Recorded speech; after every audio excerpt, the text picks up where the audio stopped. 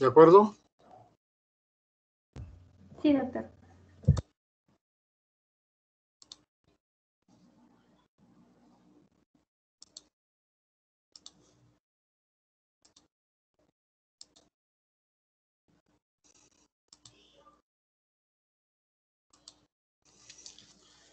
Avíseme, por favor, cuando vean la pantalla. Sí se ve, doctor. Perfecto. Se ve y me escuchan, ¿no? De vez en cuando les voy a pedir un feedback para saber qué pasa. Muy bien. El día de hoy vamos a hacer 2 clases. Vamos a hablar de principios de cirugía oncológica y principios de quimioterapia. Bueno, esta es una clase que para mí es muy importante porque vamos a poder entender mucho de la oncología. El contenido o la agenda para hoy día vamos a ver cómo ha surgido la cirugía oncológica, cómo ha evolucionado la cirugía del cáncer en el Perú y en el mundo, cuál es el rol de la cirugía oncológica, qué es lo que realmente hace el cirujano oncólogo, y ahí vamos a hablar de las terapias quirúrgicas desde el punto de vista oncológico, la cirugía primaria, ya sea curativa o citorreductiva, la cirugía paliativa, cirugía de la metástasis, accesos venosos y el futuro de la cirugía oncológica. El doctor Rafael Pollock, profesor emérito de cirugía oncológica de la MD Anderson Cancer Center en Houston, que es el instituto de cáncer quizás más grande y prestigioso del mundo, que dirige la oncología principalmente americana y occidental, dijo que la cirugía es el tratamiento más antiguo del cáncer. Hasta la mitad del siglo XX fue el único tratamiento para cáncer. Y actualmente es muy raro el cáncer que se cura sin intervención del cirujano. En otras palabras, tumor que no se opera no se puede curar. Por más que en la imagen de abajo vemos al cirujano persiguiendo los tumores, pues es una verdad absoluta. Pero esta verdad ha evolucionado a través del tiempo, ha ido cambiando. Podemos dividir el desarrollo de la cirugía en 3 grandes etapas: los inicios, la etapa heroica y la etapa actual. En los inicios fue antes de que surja la anestesia y la asepsia. Eran los primeros tiempos que operar era realmente una cosa muy rara, esporádica. Por eso ven, el volumen de cirugías era bajo. Cuando logramos descubrir la anestesia y la asepsia, empezó a aumentar la cantidad de cirugías. Ustedes ven la curva cómo se le eleva, ¿no? Y esta es la etapa que decimos heroica porque se operaba como se podía, con la poca anestesia y asepsia que se sabía, hasta llegar a una etapa en que entendemos un poco más, se descubre cómo actúa el cáncer, se entiende la biología del cáncer y entonces deja ver un crecimiento como ustedes ven acá. Y en la época actual es muy importante la terapia modal, especialmente a partir del año 2000. Entonces, esta ha sido la evolución histórica de la cirugía. Una época de inicios, una época heroica y una época actual. En los inicios, quizás mencionar al mito de las Amazonas. En las Amazonas, este pueblo solo de mujeres, descendientes de Ares, dios de la guerra, y de la ninfa Armonía, que se ubicaban en las llanuras del Cáucaso en el siglo VIII a.C. Eran conocidas por ser unas guerreras muy audaces, muy machas, no tenían miedo a nada, y de ahí entre los griegos viene la palabra amazona. Quiere decir sin mazos, pecho, sin mama. Cuenta la leyenda que se sacaban una mama. Si ustedes ven aquí en el dibujo, aquí en la estatua, esta no tiene la mama derecha, se sacaban una mama para poder disparar mejor el arco. Y de ahí vienen las palabras amazonas. Pero en la historia vemos que 1550 años antes de Cristo, si ustedes se dan cuenta, mucho antes de las Amazonas, en Egipto surge la medicina y la cura del cáncer, los primeros tumores. En ese entonces el médico se le llamaba Sun-Un. Y Sun-Un realmente en la tradición quiere decir el hombre de los que sufren o están enfermos. La tradición egipcia mezcla un poco la ciencia y la magia. Thoth era el médico de los dioses, Serapis era el dios de la salud, pero el más famoso de todo fue Imhotep, que fue un médico que existió, pero por ser tan famoso se convirtió en dios, como era frecuente en la religión egipcia. Y en el papiro de Edwin Smith narran varias cirugías de la mama para tratar abscesos y tumores. Y es la narración más antigua que tenemos que los hombres operaban. En el Perú también se ha encontrado, ustedes saben, trepanaciones paracas, 1300 a 1535, en los cuales muchos de los pacientes fueron operados por traumatismo de guerra o también por tumores. Se ve que había incluso varias momias que han sido trepanadas 2 y 3 veces. Quiere decir que sobrevivían a la trepanación y después, por algún otro motivo, tenían que volver a trepanarlas. Y en 1600... más o menos en 1700 fue la época de Santa Águeda. Santa Águeda, sin alusiones personales a nadie que trabaje en la facultad, Santa Águeda o Santa Ágata es la patrona de las mujeres mastectomizadas. Cuenta la leyenda que era muy bonita y el emperador Quintinos de Sicilia se enamoró de ella, pero ella no quería ceder a sus favores porque pensaba ser santa.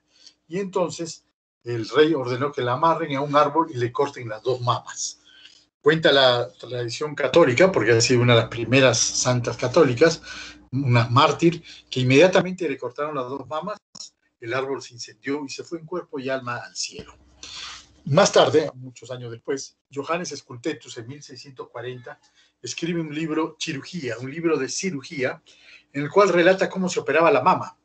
Y ustedes ven cómo lo hacían, ¿no? Le ataban las manos a la señora, ¿no? Y con un fierro muy filudo le atravesaban unos hilos de cuero trenzado que le permitían jalar a la mama y cortar rápidamente la mama. Inmediatamente tenían que poner un hierro caliente para hacer hemostasia y evitar que la señora se desangre.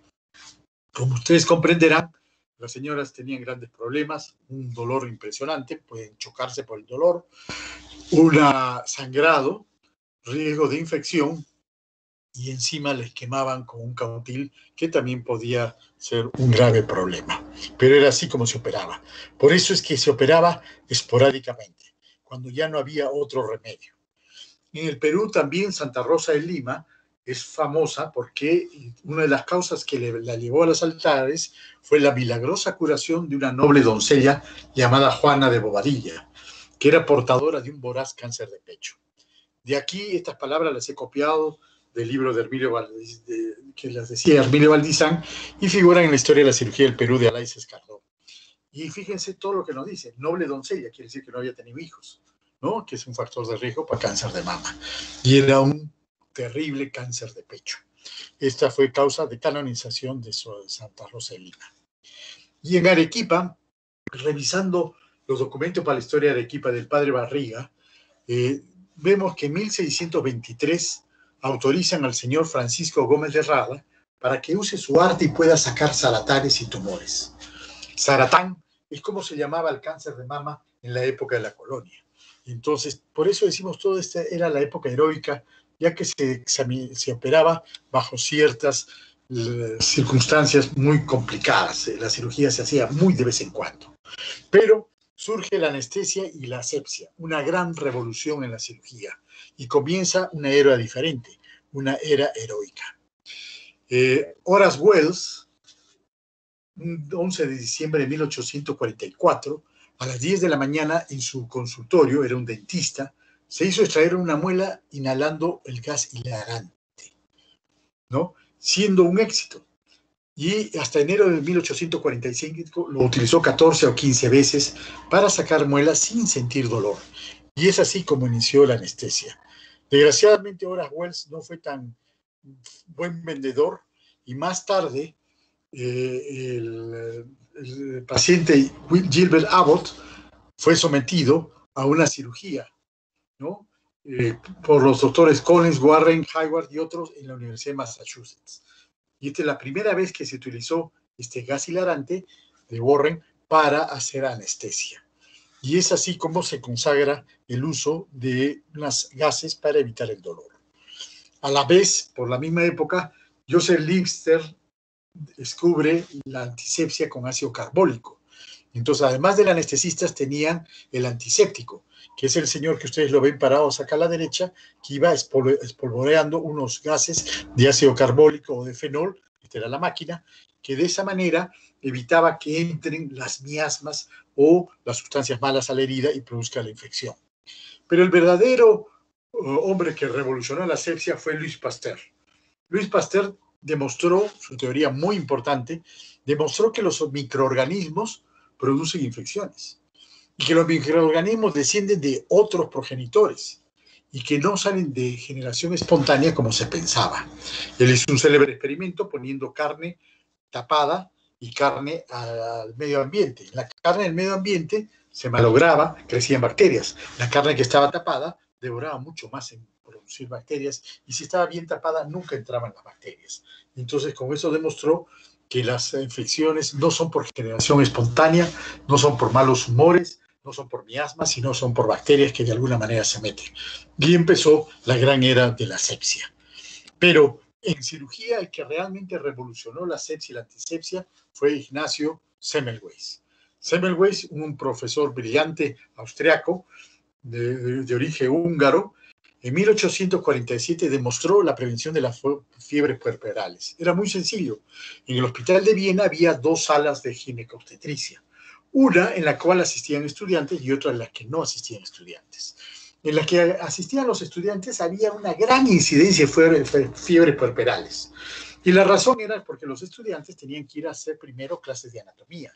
A las 5 o 6 de la mañana estaban en el anfiteatro disecando los cadáveres, porque después hacía mucho calor y había mucho mal olor en los cadáveres. Entonces, a las 8 de la mañana ya se iban de frente a los hospitales a hacer sus prácticas hospitalarias y ahí examinaban a las pacientes.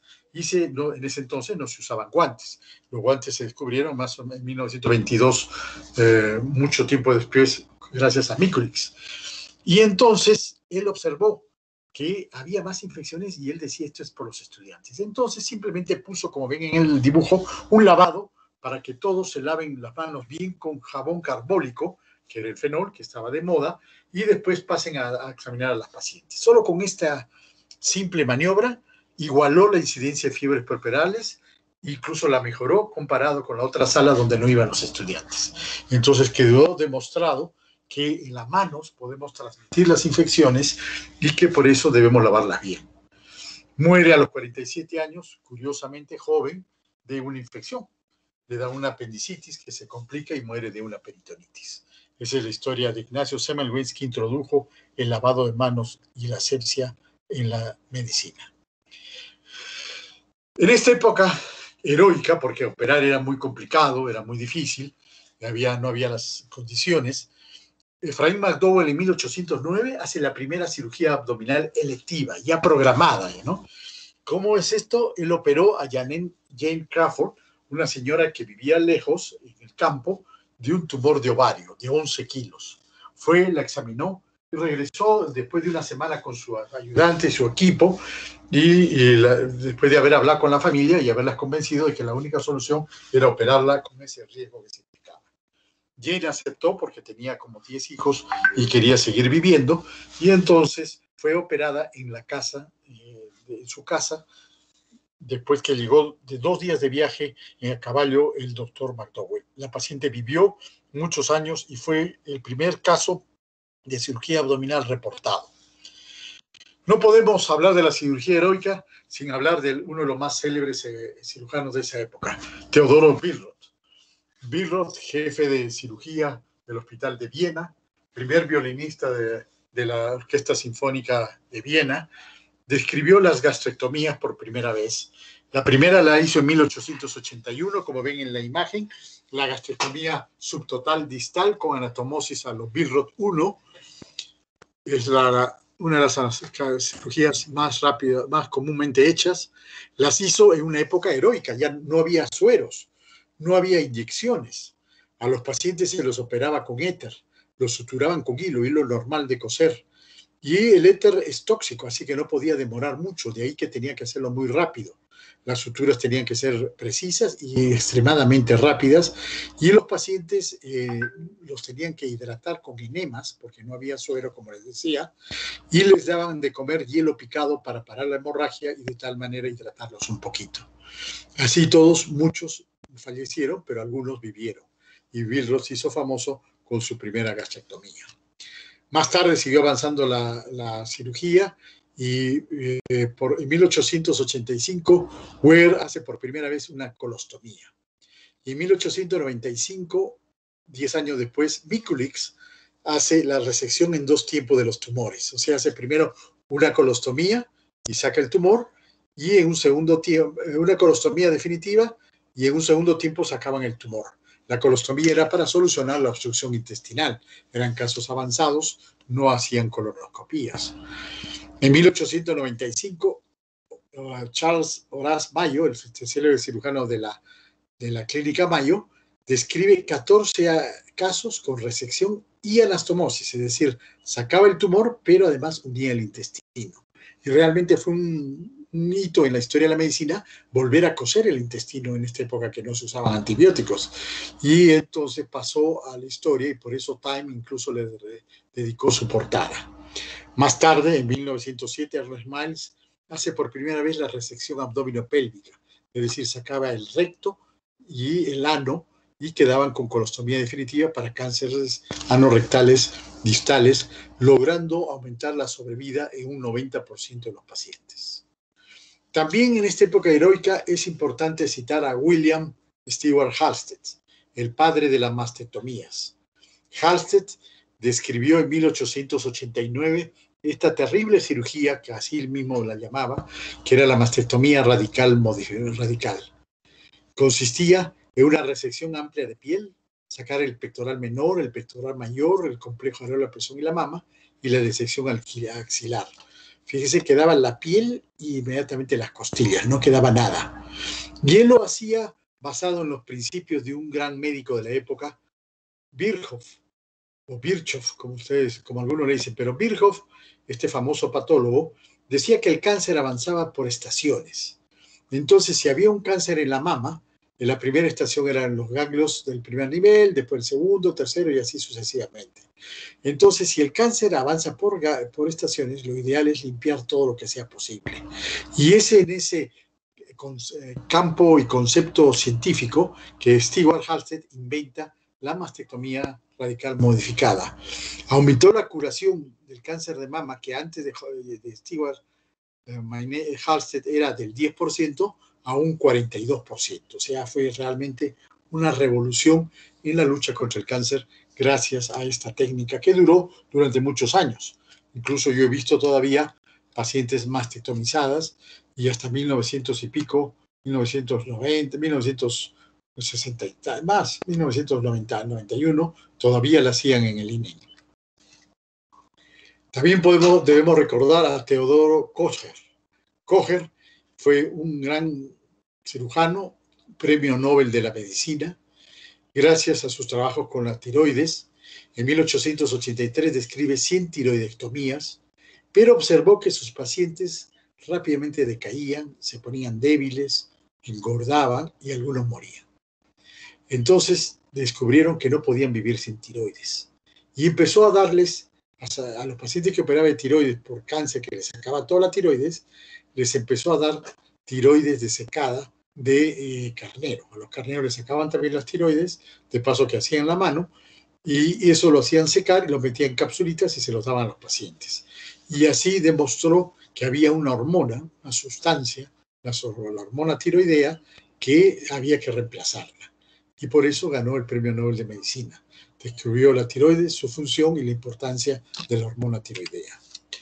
Y así sería largo seguir hablando, pero el tiempo nos apremia y entonces llegamos a la era moderna, cuando se empieza a entender mejor la biología molecular del cáncer, entendemos la genética, se aprende de inmunoterapia, surgen nuevas técnicas tanto quirúrgicas como para tratar el cáncer, surge la radioterapia, surge la quimioterapia y entonces surgen también los tratamientos combinados y el cáncer se convierte en un tratamiento en equipo. Por eso se convierte en multimodal. Y es así la época que estamos ahora, en la época moderna.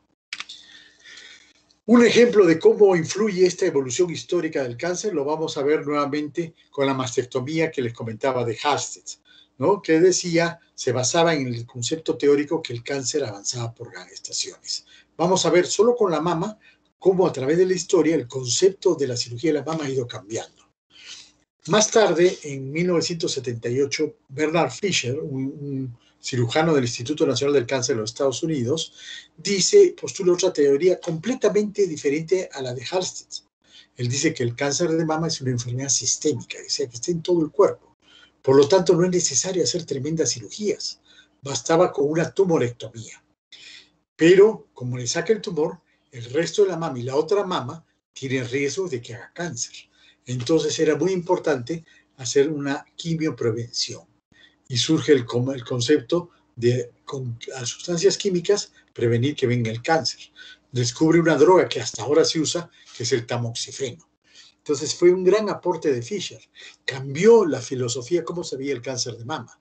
De Halsted, que decía que el cáncer avanzaba por estaciones, según la teoría de Virchow, pasó a decir que no, que el cáncer de mama es una enfermedad sistémica de entrada. Entonces, con hacer la tumorectomía era suficiente. Más tarde, viene ya en 1994, Samuel Hellman, del Departamento de Radiología de la Universidad de Chicago, y dice, no, el cáncer de mama no es como dice Halsted, una enfermedad que avanza por estaciones, ni tampoco como dice Fisher, que es una enfermedad sistémica, sino dice es una enfermedad heterogénea. ¿Qué quiere decir esto? Que cada tumor de mama es completamente diferente al otro. ¿Por qué? Depende las mutaciones genéticas que tenga. Y así sale un nuevo concepto de el cáncer es diferente de cada mujer. Y entonces empieza a haber una gran disputa entre mastectomía, ya no se hacía la radical como antes, sino una radical modificada, se dejaba el pectoral menor, o la cirugía conservadora. Y hubo esta pugna durante mucho tiempo, hasta que más tarde el mismo Fisher y Bonadonna, un médico italiano, publicaron en el año 2002 este trabajo. 25 años de seguimiento comparando la mastectomía radical, no la mastectomía total, con la tumorectomía y tumorectomía con radioterapia. Y con esta experiencia de 25 años de experiencia se consagró la cirugía conservadora. Es decir, hacer una cirugía conservadora es exactamente igual que hacer una mastectomía y por eso se hace la mastectomía. Entonces, vemos cómo ha sido el comportamiento biológico desde el punto de vista filosófico a través del tiempo. Halsted decía que era una enfermedad locorregional, había que hacer grandes cirugías. Después vino Fisher con una hipótesis determinista que decía no, el cáncer es una enfermedad sistémica. Y sin embargo, después viene Hellman que dice no, el cáncer tiene un espectro biológico. Es decir, es una enfermedad heterogénea. Un cáncer de mama de una mujer de 40 años de estadio 2A, es decir, un T1, N1, M0, puede evolucionar diferente de otra de la misma edad, del mismo TNM, del mismo estadio, porque va a ser diferente. Y entonces, así surge la idea de hacer las pruebas moleculares para ver qué tipo de cáncer es, y después viene la clasificación de cáncer de mama en receptores estrogénicos positivos, negativos, HER2 y así sucesivamente. Entonces, ha habido una evolución histórica de la cirugía del cáncer, ¿no? De la época moderna. Surge a los comienzos del siglo el cirujano de cáncer y después de la cirugía de cáncer surge la radioterapia, que fue la primera otra arma que se subió a la lucha del cáncer. Recién en 1978 el Instituto Nacional del Cáncer acepta la especialidad de cirujano oncólogo y empieza a desarrollarse como tal la cirugía oncológica. Hasta antes de esa época, todo el cáncer era operado por cirujanos generales. La Sociedad Peruana de Oncología Quirúrgica define esta como la especialidad quirúrgica que se encarga del tratamiento de tumores sólidos, del tracto oro, esófago, gastrointestinal, de órganos parenquimales, endocrinos y de la piel. Tejidos mesenquimales, neurogénicos, huesos y partes blandas. También incluye prevención, consejo genético, diagnóstico específico y procedimientos de estratificación, rehabilitación y cuidados y seguimiento. Entonces, la cirugía oncológica está enfocada en la terapia multimodal. ¿Cuál es el rol del cirujano oncólogo en estas épocas? Estos son los 9 funciones del cirujano oncólogo que la vamos a ver una por una. La prevención. Es importante esta labor del cirujano oncólogo, ya sea la prevención primariamente la educación, como la secundaria que consiste en detectar lesiones premalignas y despistajes. Fíjense en el dibujito, solamente con estas campañas de prevención primaria y secundaria, en Nueva York se ha logrado disminuir el cáncer de cuello uterino, que estaba en el orden del 30%, a menos del 5%. Solamente insistiendo con educación, prevención primaria y diagnosticando lesiones premalignas y tratándolas, la prevención secundaria, ¿no? Otro ejemplo de cirugía preventiva es la extirpación de pólipos para evitar que del pólipo se forme el cáncer, ¿no? Y también viene a ser la prevención, las mastectomías profilácticas en pacientes de alto riesgo, especialmente judíos esquenazi portadores del gen BRCA1 o BRCA2. El segundo función del cirujano oncólogo es el diagnóstico. Si no hay histología, no hay cáncer. ¿Y quién hace el diagnóstico? ¿Quién hace la biopsia? El cirujano. ¿Cómo la hace? Puede ser por punción, como ven arriba, una punción con aguja fina.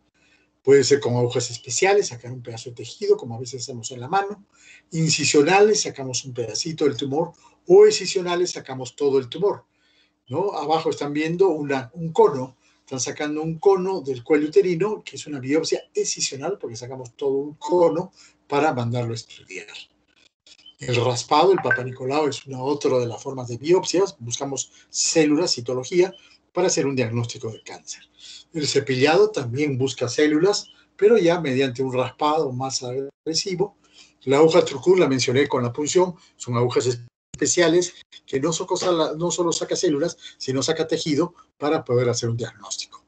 Acá ven un ejemplo de aguja Trucut sacando un tumor, una biopsia del tumor. Sacan esos conos, por eso le dicen core, porque sacan del centro, el núcleo del tumor para mandarlo a estudiar. Entonces, tenemos ciertos principios al hacer la biopsia. Primero, hay un mito que es bueno aclararlo. Las biopsias no diseminan el tumor. Las biopsias excisionales son las más adecuadas porque tenemos cantidad de tejido, salvo lo que ahora se tiene esta biopsia core que nos permite sacar una buena cantidad de tejido. La punción con aguja fina y la aguja gruesa tienen indicaciones precisas, ¿no? Para cierto tipo de tumores. Lo importante es obtener una muestra lo más grande posible y evitar hematomas. No se debe utilizar electrocoagulación para obtener la muestra porque altera la arquitectura celular. Se puede cortar con un electrobisturí frío y después lo que queda sí se puede cauterizar. Pero no sacar toda la muestra con el electrobisturí porque se pueden quemar los bordes y no vamos a saber si ha salido todos los bordes o ha quedado enfermedad. Debe contener un margen de tejido sano para que el patólogo se pueda ubicar. El sitio escogido para la biopsia no debe completar el tratamiento definitivo, ¿no? Entonces, por ejemplo, si yo tengo un tumor en el hombro, hago una biopsia en este sentido, porque después voy a poder resecarla en esa forma. Si la hago a lo horizontal, va a ser mucho más complicada la resección. Hay que evitar el traumatismo de los tejidos, por lo tanto hay que usar cortes finos, no arrancar. Hay que usar correctamente los fijadores químicos, rotulando informes completos de lo que se lleva. El patólogo no es un brujo. Hay que mandarle toda la información posible del paciente para que él pueda también sacar otra información de la célula. Y aunque parece chistoso, pero hay que asegurarse que llegue al patólogo adecuada y oportunamente. Y eso es muy importante. Así nomás, para que no se duerman, como anécdota, les contaré que una época yo era esclavo, trabajaba en el Seguro Social, y cuando trabajaba en el Seguro Social habíamos operado un cáncer de colon. El lunes cuando pasamos visita le digo al interno, ¿y mandaste la pieza a patología? Y lo veo que se pone verde, morado, amarillo, de todos los colores. No, doctor, me olvidé, voy a buscar a quirófano. Bueno, se fue a buscar a quirófano, nosotros terminamos de pasar visita y vino al final pálido, más pálido de lo que se fue. ¿Qué pasó? Le digo, ¿ya me estaba? No, doctor. La pieza la dejaron afuera las licenciadas y en la noche vino un gato y se la comió. Y esto es verídico, ¿eh? Y eso es terrible porque no sabíamos qué estadio tenía el cáncer. Había que estudiar la pieza. Cuando vemos aparato digestivo, el estadio depende de la profundidad del tumor en las capas de los intestinos. Y entonces, si no hay pieza, no se puede saber qué profundidad tenía y cuántos ganglios eran positivos, ¿no? De acuerdo a la profundidad y al número de ganglios se le da la quimioterapia. Entonces, por eso asegurarse de que llega todo lo adecuada y oportunamente es muy importante. Y así hay miles de anécdotas más.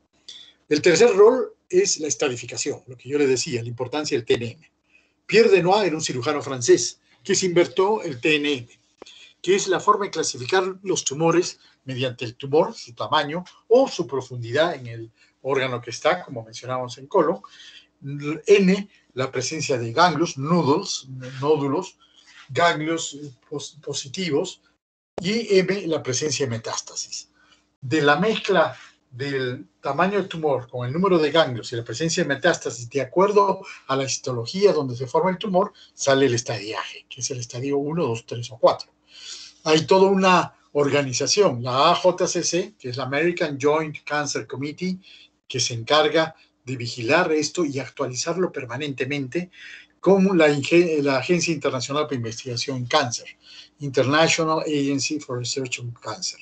Acuérdense, estas iniciales son muy útiles cuando tengan algún trabajo de oncología, pueden buscarlas y les va a dar mucha información. Y esto está resumido en esta otra página, el NCCN, National Comprehensive Cancer Network. Otra página que ustedes tienen que guardar, muy útil. Acá tienen todas las guías del tratamiento de todos los cánceres. Se va actualizando permanentemente. Ustedes ven ahí, esta es la versión 2 del 2021.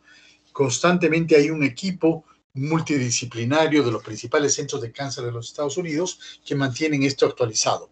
No solamente el estadiaje, porque el estadiaje, como les dije, lo hace el American Joint Committee of Cancer y el AJARC, sino además de la forma de manejar el cáncer.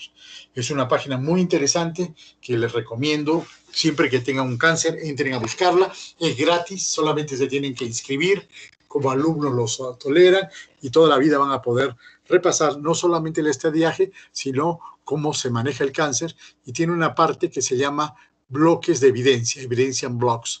Y esto nos permite decir qué tipo de quimioterapia o tratamiento posterior es más efectivo de acuerdo a la tolerancia y al costo del tratamiento. Son muy útiles estos bloques de evidencia. Hemos dicho que la tercera función es la estadificación. Hemos estado hablando sobre la estadificación. En la imagen ven cómo el tumor, a medida que va entrando en las capas del intestino, esta es una estadificación de cualquier aparato de cáncer intestinal, en este caso el estómago, va cambiando el T, T1, T2, T3, T4. Y acá no va pues, de acuerdo al tamaño, sino a la profundidad en las capas de la víscera, ¿no? T4 invade hasta el otro vísceras al lado, T3 llega hasta el peritoneo, T2 no invade el peritoneo, llega solo hasta la muscular profunda, T1 está en la mucosa y la submucosa, in situ en la mucosa sin atravesar la membrana basal. Entonces, como verán, cada órgano tiene una forma, de ahí la compleja de la estadificación. Pero lo importante de esta diapositiva es lo que dicen las letras. ¿Para qué estadificamos? ¿Cuál es por qué pedimos que se estadifique? Primero, porque es la única manera de estimar el pronóstico. Con esto vamos a saber qué pronóstico tiene el paciente. Segundo, clasifica a los pacientes de acuerdo a la carga tumoral. Entonces, los que tienen más estadio, evidentemente, tienen más carga tumoral. Es una guía para la selección de la neoadyuvancia y o adyuvancia. Evalúa los resultados de la neoadyuvancia, facilita el intercambio de información y permite investigaciones coherentes. Fíjese qué importante la estadificación. Así como decimos, no hay cáncer sin biopsia, porque nos tiene que decir qué tipo de cáncer, tampoco podemos hacer un tratamiento sin estadio. El estadio nos va a orientar a ver qué es lo que tenemos que hacer. Solo cirugía, quimio, radio, los dos, los tres, uno antes, otro después. Eso va a depender del estadio y del tipo de tumor. Por eso es muy importante la estadificación, ¿no? Como la estadificación, lo primero que hace es estimar el pronóstico. Generalmente todos los tumores con metástasis a distancia, por ejemplo, un cáncer gástrico con metástasis en el pulmón es un estadio 4, porque el pronóstico es muy malo. Quiere decir que a 5 años no viven ni el 20%, o sea, 1 de cada 5 no llega a 5 años.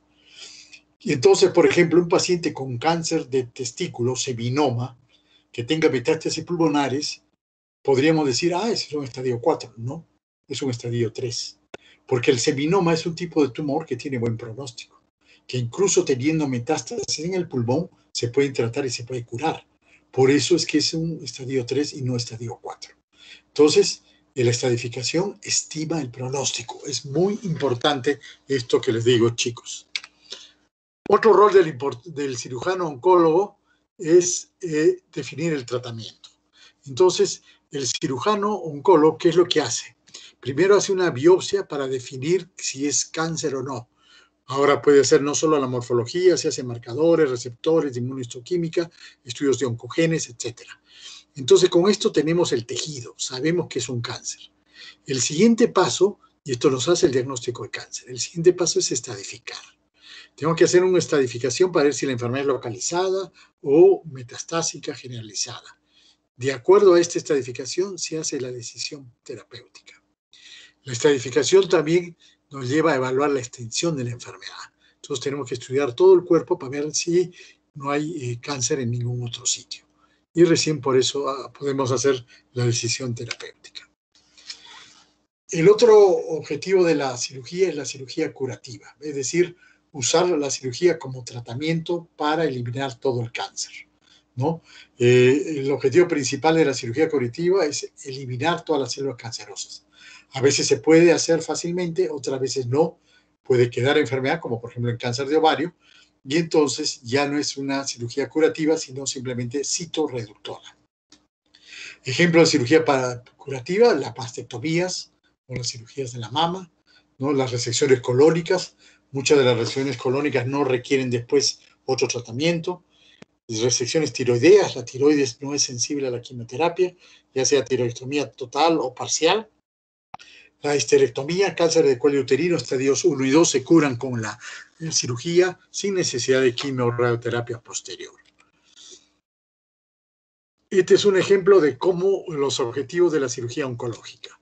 En cáncer colorectal, ¿qué es lo que buscamos? Primero, un control local del tumor. Sacamos el tumor, el paciente deja de sangrar, no se obstruye. Y de tal manera vamos a aliviar los síntomas.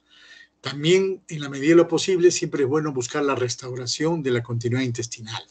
No dejarlo con ileostomía o colostomía porque lleva una mala calidad de vida, el paciente se deprime.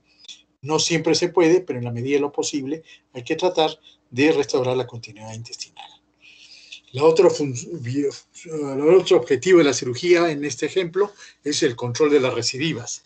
Tratar de sacar todos los ganglios, tratar de sacar todo el tumor para que no vuelva a crecer. El quinto objetivo de esta cirugía es obtener información para la estadificación. Sin la cirugía no podemos saber cuál es el estadio de los tumores digestivos principalmente. Y por último, al sacar el tumor, vamos a estar previniendo la metástasis que haga tumores secundarios. Acá ven un ejemplo de una resección oncológica. Tiene que ser una resección intestinal con márgenes amplios, márgenes de los bordes, ligadura vascular en la base para sacar todos los ganglios, porque si yo la ligo acá arriba donde está este ejemplo, puedo dejar estos ganglios. Entonces el paciente va a tener una recurrencia local. Es importante la resección en bloque de ganglios y órganos invadidos. Otro ejemplo de cirugía oncológica es la disección amplia, por ejemplo, un cáncer de piel, ¿no? Y un sarcoma, también un melanoma. Se entiende por decisión amplia una extirpación de suficiente tejido normal para una mayor probabilidad de eliminar todo el tumor macroscópico y microscópico. La cantidad de tejido normal a extirpar depende del tipo de tumor y la localización, ¿no? Entonces, una cosa es un melanoma en el dorso, que se puede dar muchos centímetros. Otra cosa es un melanoma cerca del ojo, que no puedo dar muchos centímetros porque le hago daño al ojo. Entonces, por eso la cantidad de tejido normal a extirpar depende del tipo de tumor y la localización.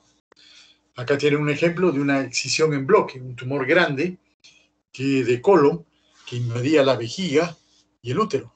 Entonces se sacó en una sola pieza el colon y el recto, el útero y la vejiga. Se hizo eso se llama una exenteración pélvica total, ¿no? Se ha sacado todo el contenido de la pelvis. El paciente queda con colostomía y con nefrostomía. Acá tienen otro ejemplo de una cirugía radical. Esta es una mastectomía radical tipo Halsted, ¿no? Quizás la más agresiva que se puede encontrar en la oncología quirúrgica. Se ha hecho una resección. Esta resección acarrea una disección extensiva y la extirpación de tejidos bastante alejados del tumor primario, o sea, la piel pectoral mayor, menor y ganglios de la axila. Y esta es la cirugía de citorreducción, por ejemplo, y como les mencionaba en cáncer de ovario, no se puede a veces sacar todo el tumor, pero sacamos lo más que se pueda y después se da quimioterapia para eliminar lo poco que queda, ¿no? Y también hay otro tipo de cirugía, que es la cirugía de rescate. Ya no es la cirugía curativa de inicio, ni tampoco la citorreductiva, sino que este es un paciente que no se podía operar inicialmente. Ustedes ven el dibujo, es un cáncer de cuello uterino que sale del cuello, invade el parametrio y se va casi hasta el hueso. Si yo lo opero, voy a tener que cortar por el tumor. Y eso va a ocasionar que el tumor se disemine. En cambio, si le hago radioterapia, es un equipo de cobalto, el viejo equipo de cobalto del Hospital Goyeneche, ya no existe, ahora tenemos un humano moderno, que va a disminuir el tamaño tumoral, como ocurre acá. Después de la radioterapia todavía queda tumor. Y entonces en este caso le hacemos una cirugía de rescate, es decir, operamos, sacamos el útero para evitar problemas. Otro tipo de cirugía curativa es la relaparotomías o second look. Ven en la imagen la cantidad de metástasis de un cáncer de ovario en el intestino. Entonces se le ha dado quimioterapia y después de 6 siglos de quimioterapia se entra a operar y ya está bastante limpio. Quedaban solamente estas cositas, que se retiran esas cosas y se manda al patólogo. Muchas veces son simplemente cicatriz, ya no hay células neoplásicas viables y entonces quiere decir que estamos por buen camino, que el tumor es sensible. También el cirujano tiene un rol en la paliación, tiene que paliar el cáncer, es decir, ayudar que el paciente, si no lo va a curar, no va a resistir, va a hacer que viva un poco con más calidad. Entonces hay cirugías resectivas paliativas y técnicas para paliar las molestias, como por ejemplo derivaciones intestinales, bypass, prótesis de cadera por metástasis óseas que invalidan al paciente. Y hay técnicas de apoyo que van a apoyar al manejo del paciente. Por ejemplo, una gastrostomía, acá están viendo una gastrostomía para que el paciente se pueda alimentar mejor. Puede ser, por ejemplo, un cáncer de esófago que va a ser irradiado, no va a comer fácilmente, entonces le hacemos una gastrostomía. Biopsia secundaria, si sale una metástasis, queremos saber si tiene las mismas características del tumor primario, ya que muchas veces puede cambiar, puede sufrir mutaciones y hacerse más o menos agresivo. Accesos venosos, muchas veces es difícil acceder a las venas, entonces tenemos que poner catéteres o cosas por el estilo, o nefrostomías, muy común en cáncer de cuello uterino, que invaden el uréter terminal, le hacemos una nefrostomía hasta que después de la quimio y la radio se abra, se disminuye el tumor, vuelve el paciente a orinar normal, se puede retirar la nefrostomía. Y una de las últimas funciones es la rehabilitación. Si tenemos que tratar de retornar la anatomía a lo más normal posible, ¿no? En caso de colostomías, hacer anastomosis intestinales. En caso de cirugía mamaria, reconstrucciones mamarias. Por ejemplo, acá están reconstruyendo con el colgajo Trump, es la transposición del recto anterior del abdomen, ¿no? El recto lo sacan con la piel y esto se hace un túnel y va acá y va a hacer un volumen mamario, el mismo recto va a dar volumen a la mama, ¿no? Y acá tienen otra con un expansor, ¿no? Ponen un expansor que se va distendiendo la piel y después ya se puede poner una prótesis y se hace la parte estética. Se le reconstruye un pezón con un tatuaje o con labios mayores de la vulva. Acá un ejemplo de rehabilitación, una colostomía transitoria, ¿no? Entonces le han hecho una colostomía y después hay que reunirlo. También parte de la rehabilitación, la reeducación dietética, rehabilitación física de reacciones musculares, manejo de ostomía cuando son preventivas, definitivas o transitorias, y prevención y manejo del linfedema. El seguimiento es importante, el cirujano debe seguir a sus pacientes porque hay muchos trastornos que pueden formarse de las consecuencias de la cirugía. Acá en la imagen ven una cirugía Billroth 2, ¿no? Y que con el tiempo puede hacer varios problemas. Puede ser una asa ciega, puede haber reflujo, ¿no? Acá tienen otra cirugía que se ha hecho una I de Rux.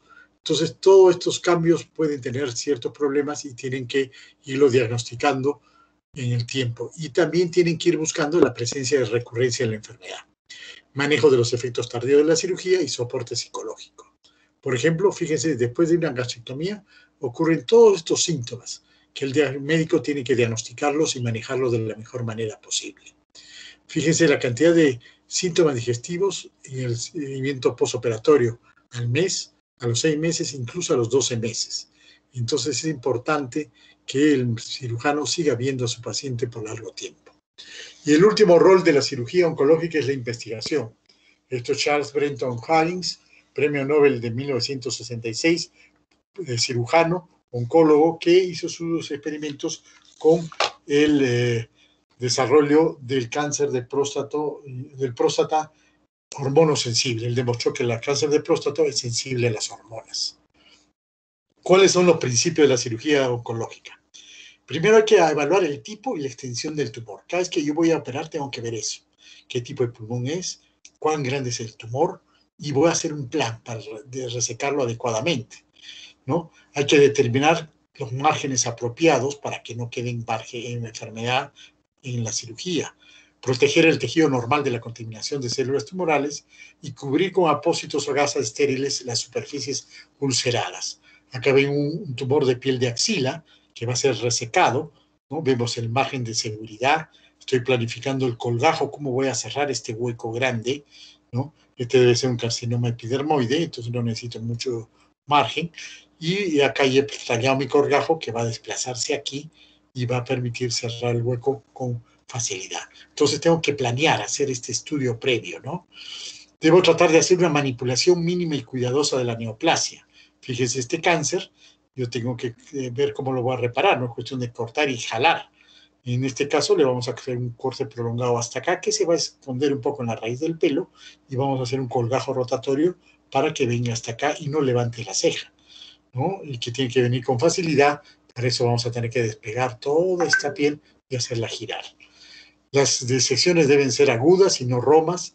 La ligadura vascular temprana, es decir, lo más alto posible donde se origina el vaso, y la resección en bloque con adenopatías regionales o estructuras comprometidas.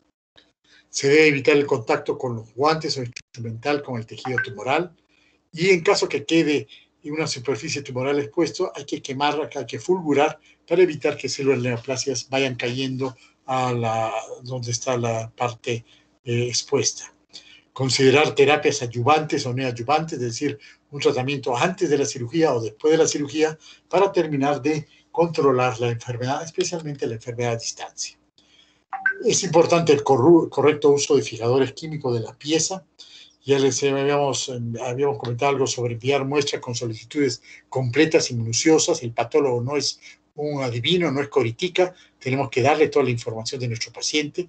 Y el estudio histopatológico de las lesiones, incluyendo el tejido sano extraído, para poder evaluar los márgenes e identificarlos correctamente. ¿Cuáles son los beneficios de la cirugía? Si no queda enfermedad alguna, se dice que es una cirugía R0, ¿no? No hay residuos oncológicos. R1 cuando puede quedar enfermedad a corta distancia, y R2 cuando queda enfermedad a distancia. La gran ventaja de la cirugía, que es el único método de lucha contra el cáncer que no es carcinogénico. Ustedes saben, el mucho uso de la quimioterapia, incluso la radioterapia, pueden inducir a otros cánceres. La cirugía no es carcinogénica. La otra ventaja es que no tiene resistencia biológica. Los tumores son inteligentes, van desarrollando resistencia, especialmente a la quimioterapia y la hormonoterapia. En caso de la cirugía no, se puede repetir cuantas veces el paciente pueda tolerarla. Y la otra es económica, mucho más económica que la quimio y la radioterapia, evidentemente. Para hacer una buena resección oncológica, el cirujano tiene que tener estos 3 pies importantes. Tiene que tener anatomía, tiene que tener una anatomía planificada, qué es lo que voy a hacer. Tiene que tener una buena táctica, cuándo voy a operar, o voy a darle primero quimio, o le doy de primero radioterapia. Esa es la táctica, en qué momento aplico mis conocimientos. Y hacerlo con una buena técnica, es decir, manipular bien los tejidos, hacer cortes adecuados, mantener la distancia de tejido sano al tumor, sacar todos los ganglios involucrados en el drenaje de la zona que estoy operando, no romper el tumor, no desprender células neoplásicas en las cavidades, que va a permitir que el tumor se expanda. Lavar prolijamente, tratar de retirar todas las células posibles neoplásicas. Fíjense el porcentaje de curación de cáncer. Solo la cirugía cura el 62% de tumores. La radioterapia cura el 25% de tumores. La quimioterapia solo el 4%. Tratamientos combinados logran el 9%. Entonces,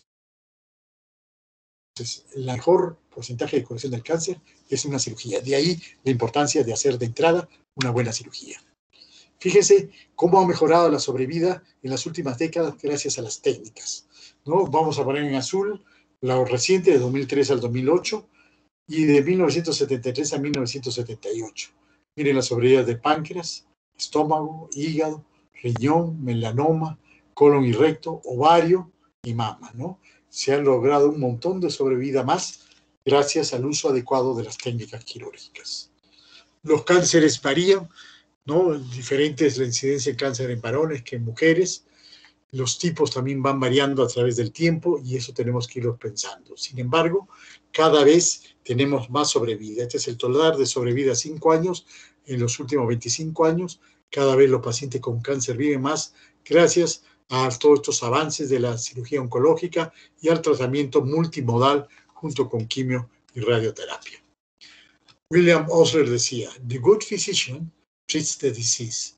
The great physician treats the patient who has the disease." El buen médico trata la enfermedad, el gran médico trata al paciente que tiene la enfermedad.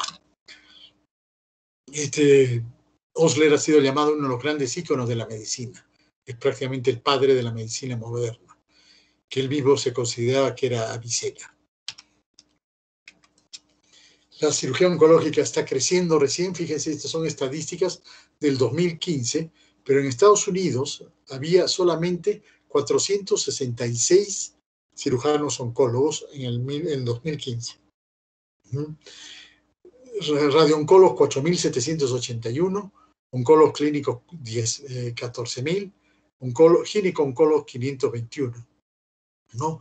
Cada vez están aumentando más los oncólogos, los cirujanos oncólogos, los radiooncólogos, pero va lento y poco a poco va creciendo la especialidad de cirugía oncológica. El rol del cirujano oncólogo en la parte moderna es ser el director de orquesta porque me permite que todo el mundo contribuya con su especialidad al buen desarrollo del cáncer. Estas son palabras de Bernard Fisher. Este es el equipo de oncología del Hospital Goyeneche, es un trabajo multidisciplinario. Muchos nos molestan, nos dicen que el cáncer se trata primero con el carnicero que corta, después viene el que lo quema, el incendiario, y después el que da el veneno, que es la quimioterapia.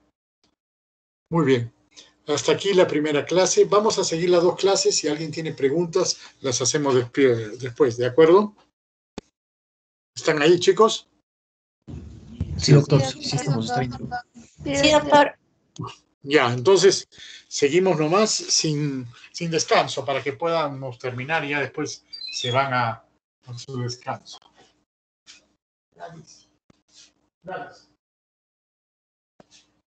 Bueno, estoy pidiendo un poquito de agua porque yo me estoy quedando sin garganta. Así como hemos hablado de la cirugía, vamos a hablar de la quimioterapia. Pero no vamos a remontarnos tantos en la historia porque no ha sido tan antigua. Vamos a hablar sobre ciclo y cinética celular, citostáticos, definición, tipos y estrategias, valoración de la respuesta, vamos a ver qué es el Karnofsky, el ECOG y el RECIST, y los mecanismos de acción, toxicidad y efectos adversos de la quimioterapia. Todos ustedes han visto ya y conocen el ciclo celular. ¿Por qué es esto importante? Porque nos permite entender cómo actúan las drogas oncológicas en el ciclo celular. Va a haber algunas drogas que son directamente relacionadas a la evolución del ciclo celular. Algunas van a actuar en la mitosis, otras van a actuar en la fase de síntesis, que son las fases más activas del ciclo celular. Y la recurrencia del cáncer muchas veces se debe al G0, célula que está en arresto, que se queda dormida. Y al estar con un metabolismo cero, no entra al ciclo celular, entonces las células que actúan en la síntesis o en la mitosis o en algunas otras fases no la alcanzan.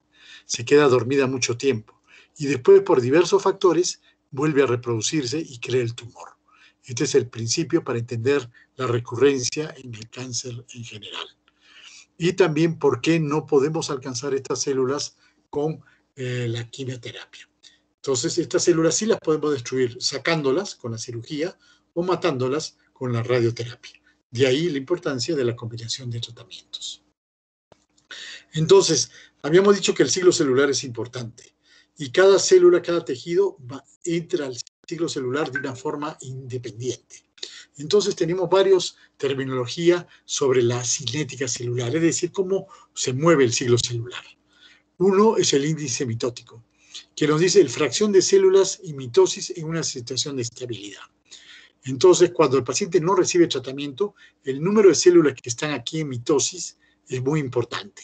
Y ese número, porque son las que van a poder ser más fácil sujetos de quimioterapia. Entonces, esa fracción de células en mitosis es lo que se denomina el índice mitótico. Entre mayor célula mitosis, mayor agresividad, mayor se está reproduciendo esa célula. También es muy parecido este término de fracción de crecimiento. Es la proporción de células tumorales que proliferan en un sistema dado. Es decir, regresando al ciclo celular, es el número de células que están en el ciclo. La fracción de crecimiento. Las que no están en fracción de crecimiento son las G0. En cambio, las que están entrando al ciclo, esa es la fracción de crecimiento. Entonces, la fracción de crecimiento alto quiere decir que el tumor se está reproduciendo rápidamente. Un índice mitótico alto, una fracción de crecimiento alto, el tumor está creciendo rápido, es un tumor que es más sensible a la quimioterapia. Pérdida celular es el mayor determinante de la cifra de crecimiento del tumor. Es la muerte celular y metástasis, de cuántas se producen y están elevados en tumores avanzados. Evidentemente, tumores que tienen más masa van a tener más muerte celular y más metástasis. Realmente de estos tres términos, lo más importante son el índice mitótico y la fracción de crecimiento. Y el otro importante es la velocidad de crecimiento. Es la velocidad con que los tumores crecen y se relaciona con su nivel de diferenciación. Los que son G3 crecen más rápido que los G1, ¿no? Entonces, velocidad de crecimiento se refiere al tiempo de duplicación de las células tumorales. Una fracción de células que están en el fondo común replicativo, ¿no? No todas las células se están dividiendo, como ven aquí en el dibujo. Hay unas que están estacionarias. Entonces, la velocidad de crecimiento va a depender del número de células que están en esta etapa de crecimiento.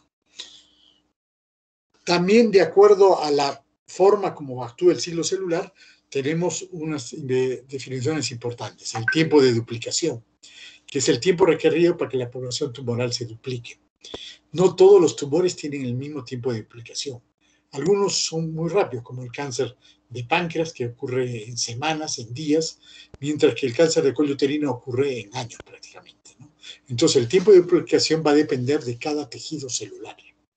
El tiempo del ciclo celular, es decir, cuánto demora una célula en dar una vuelta en el ciclo celular. No todas dan esta vuelta completa del ciclo celular a la misma velocidad. Unas son muy rápidas, otras son más lentas. Las que son más rápidas van a tener mayor fracción de crecimiento, mayor índice mitótico y mayor velocidad de crecimiento, por lo tanto van a tener un mayor tiempo de duplicación y van a ser más sensibles. El tiempo de ciclo celular va a ser más corto y entonces la quimioterapia va a poder actuar. La cifra de crecimiento de un tejido, similar a de ellos, es la fracción de crecimiento en la pérdida celular y está dada en cifra promedio por la progresión a través del ciclo celular.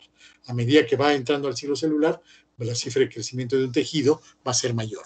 Todas estas definiciones son importantes para entender cómo es que funciona la quimioterapia. Y otro crecimiento importante es la idea de la curva gompertziano, es el crecimiento gompertziano. ¿Qué dice? Esto quiere decir que los tumores empiezan a reproducirse muy lentamente. Hay un poco volumen, acá tienen el volumen y acá tienen el tiempo en días. Cuando surge una mutación, un cáncer, el tumor es muy lento. La fracción de crecimiento, fíjense cómo va, ¿no? La velocidad de crecimiento, cómo se va a incrementar. De repente empieza a aumentar la velocidad de crecimiento, el tumor empieza a crecer por X factores genéticos, ambientales, empieza a crecer el tumor un montón. Acá ya se puede detectar mediante algunos métodos, pero todavía está subclínico. Pero va a llegar un momento en que el tumor ya fácilmente es detectable clínicamente.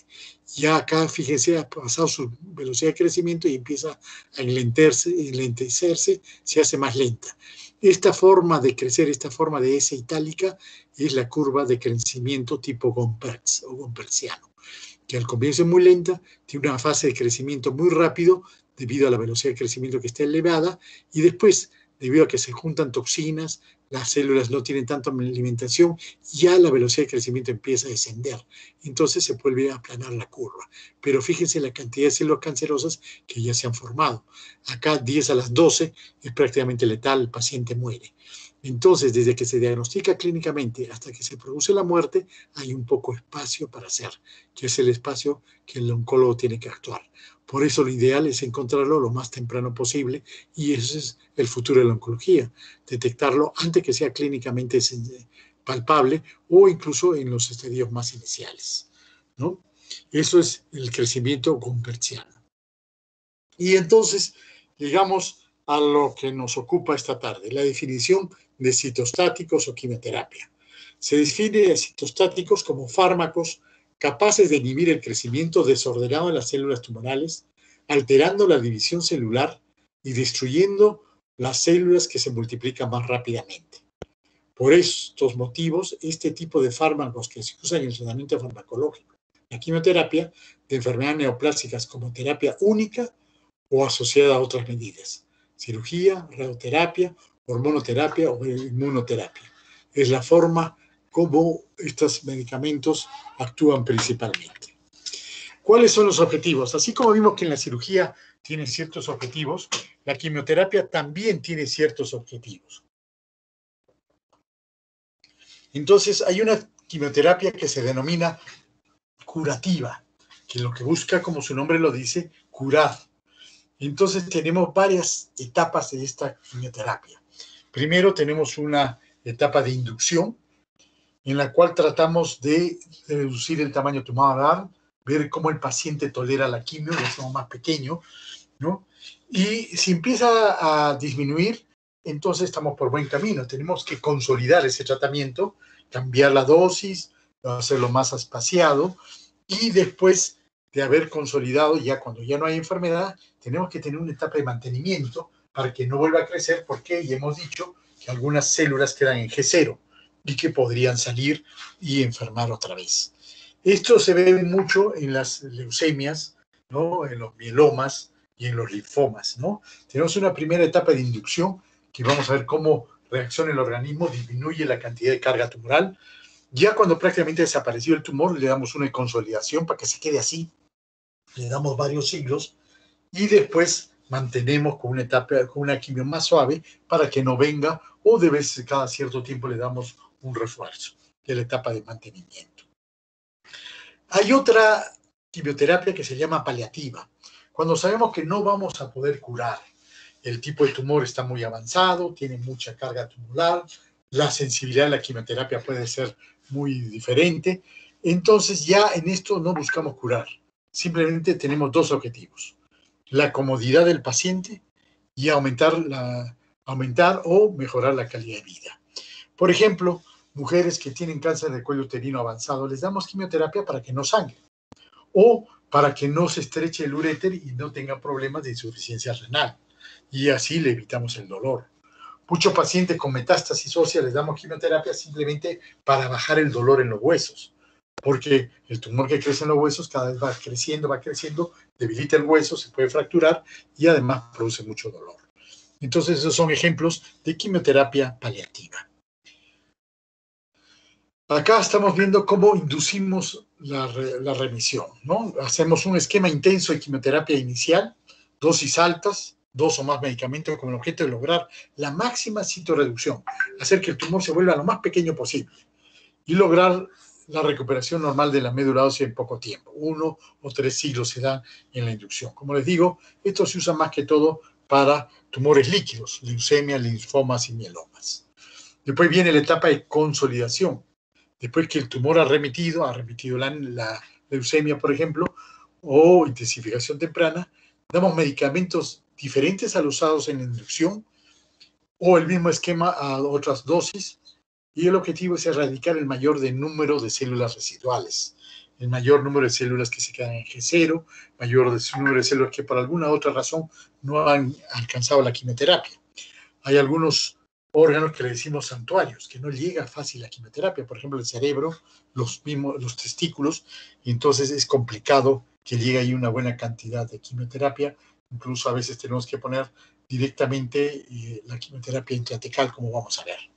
Y posteriormente viene la terapia de mantenimiento. Ya lo hemos inducido, es decir, ya reducido el tumor, hemos consolidado, hemos dado un tiempo de que el tumor no crezca y no ha crecido, entonces damos medicamento en dosis bajas, puede ser vía oral, con la idea de mantener los niveles terapéuticos de quimioterapia y evitar la recaída. La duración mínima puede ser hasta 3 años, especialmente, como les digo, esto se aplica en leucemias.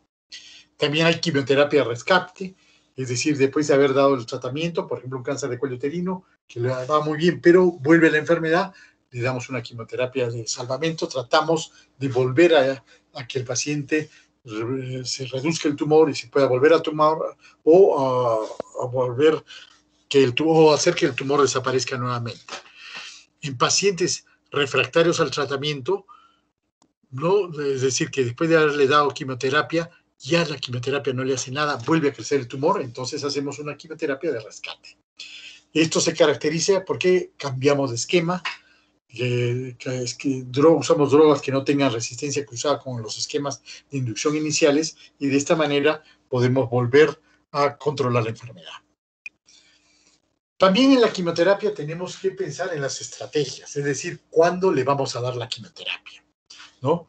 Entonces, la quimioterapia puede ser adyuvante, como lo ven ahí, ¿no? Se da en pacientes con alto riesgo de recidiva posterior a la terapia local inicial. Por ejemplo, en un cáncer de mama pequeño lo operamos, pero si tiene factores de mal pronóstico, es un triple negativo o algo así, tenemos que darle quimioterapia para que no vuelva el tumor en la mama o si es que ha salido una metástasis que está en G0 dando vueltas, matarla para que no produzca la metástasis. Esto va a depender del sitio anatómico del tumor, el tamaño, ¿no? Las características patológicas y biológicas del tumor, si está involucrado o no los ganglios linfáticos y el riesgo genético. Entonces hay una serie de factores que nos van a decir si la quimioterapia adyuvante es de gran utilidad. El principal ganancia es el efecto en la micrometástasis, el control de la recidiva tumoral a largo plazo o la metástasis. Pero tienen sus desventajas también, que tiene mayor riesgo de toxicidad. Pero hay que saber balancear costo y beneficio. En cambio, la quimioterapia neoadyuvante, que dicho sea de paso, cada vez se está usando más en algunos tumores, está de moda actualmente en la oncología, es una quimioterapia primaria o de inducción. Es una quimioterapia que se da antes del tratamiento principal. Se hace un diagnóstico histológico, se ve qué tipo de tumor es, los tratamos de reducir y para eso se hace una inducción con una quimioterapia, se hace una terapia neoadyuvante. Y es muy útil porque nos va a permitir ver la respuesta en vivo de la quimioterapia, nos va a permitir controlar las micrometástasis, va a disminuir el tamaño del tumor para que el tratamiento quirúrgico sea menos destructivo, menos agresivo. Y cuando el tumor primario no se ha identificado, también es de gran utilidad esta neoadyuvancia. Esto ha avanzado tanto que, por ejemplo, en cáncer de recto, vimos que los pacientes que reciben quimioterapia y radioterapia antes de la cirugía, el tumor se hace más pequeño y el número de recidivas después de la cirugía disminuye notablemente. Entonces se ha esforzado mucho en dar quimio y radioterapia y entonces algunos tumores de recto, por ejemplo, ya se curan solamente en la inducción con la quimio y la radioterapia, entonces ya no es necesario operar y de vez en cuando le hacemos solo controles del tumor para ver si recidiva o no recidiva. La terapia multimodal. Esta es una estrategia, es el uso de la quimioterapia y o radiación después de una resección incompleta del tumor. ¿No? A veces tumores, por ejemplo, de cabeza y cuello, es muy difícil resecarlos completamente, entonces después de la operación le damos quimio y radioterapia, y eso es lo que constituye la terapia multimodal. El cirujano incluso puede dejar algunas marcas como clips para saber que ahí tienen que darle la radioterapia y pronto, a más tardar al mes de la cirugía, el paciente está recibiendo la quimio y la radioterapia. También otro ejemplo de terapia multimodal es la quimiorradiación concurrente, es decir, a la vez damos quimioterapia y radioterapia. Este es muy útil en cáncer de cuello uterino, estadios 2, por ejemplo, que se pueden curar y le damos la quimio para que la radioterapia actúe mejor. Entonces, la quimiorradiación concurrente es muy útil en cáncer de cuello uterino. También puede haber quimioterapia y terapia hormonal. Esto se da, por ejemplo, en cáncer de mama, que son medianamente grandes, entonces le damos quimioterapia por 6 siglos y después 5 años de hormonoterapia, ¿no? También puede hacerse quimioterapia e inmunoterapia o bioquimioterapia. Se hace, por ejemplo, en melanoma se está haciendo quimioterapia, paclitaxel, más un inhibidor, un anticuerpo monoclonal como el pembrolizumab. Y también se puede hacer quimioterapia y agentes específicos. Esta es una muestra de cómo se van cambiando diversos modos de aplicar la quimioterapia y es lo que se denomina terapia multimodal. Vamos a empezar a ver los diversos agentes quimioterapias y su clasificación según el mecanismo de acción. Así tenemos drogas que son inhibidores de la topoisomerasa, algunos que son antimetabolitos porque actúan a través de los nucleótidos, otros alquilantes van a formar sales alquil, principalmente las sales de platino, que van a romper la cadena del DNA y van a evitar que se siga ensamblando. Otros van a actuar en los microtúbulos, estas proteínas van a alterar a través del ARN y van a evitar que se forme el uso acromático y que migren a los polos. Sin embargo, hay drogas que son siglos dependientes y otras son siglos independientes, como vamos a ver. Estas que les menciono, todas dependen del siglo celular, fase y específicas. Sin embargo, vamos a ver que hay otros que son drogas fase inespecíficas, es decir, actúan en diversos lugares del ciclo celular o incluso en células fuera del ciclo celular. Para esto es muy importante la cinética del crecimiento tumoral. Entonces, como el tumor va creciendo así lentamente, nosotros le damos quimio y lo vamos descendiendo poco a poco. Tenemos que entender que en esta fase clínica es más lento, es más lento la reproducción. Entonces aquí la quimioterapia no va a actuar muy bien. Esto yo puedo operarlo. Si yo dejo menos de un gramo de tumor que no puedo verlo, fíjense, este tumor está en una fase de crecimiento muy rápida. Esta fase de crecimiento muy rápida va a hacer que sea muy sensible a la quimioterapia. Entonces, tumores muy grandes, como ven acá arriba, que ya acá no hay, ya va a morir, yo los opero y le empiezo a dar quimioterapia. Entonces va a disminuir la carga tumoral, ¿no? De repente estoy acá, lo que queda va a recidivar si yo no hago nada. Pero si le empiezo, ¿ves? Recidiva si no hago nada. Pero si le empiezo a dar quimioterapia, empiezo a desaparecer esta pequeña carga tumoral que quedó en la cirugía. Hay muchas formas de hacerlo, ¿no? El tumor está acá presente, necesita vasos sanguíneos, hay células cancerosas, fibroblastos, endotelio, células inmunitarias, todas ellas actúan de una u otra forma.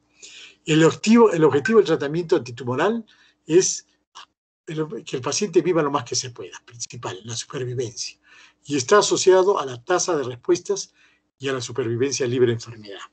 A mayor tiempo que el paciente esté libre de enfermedad, y es mucho más raro que venga la metástasis. Por eso decimos que después de 5 años prácticamente está libre de enfermedad para la mayoría de los tumores. No así para cáncer de mama y cáncer de linfomas, que decimos 7 años.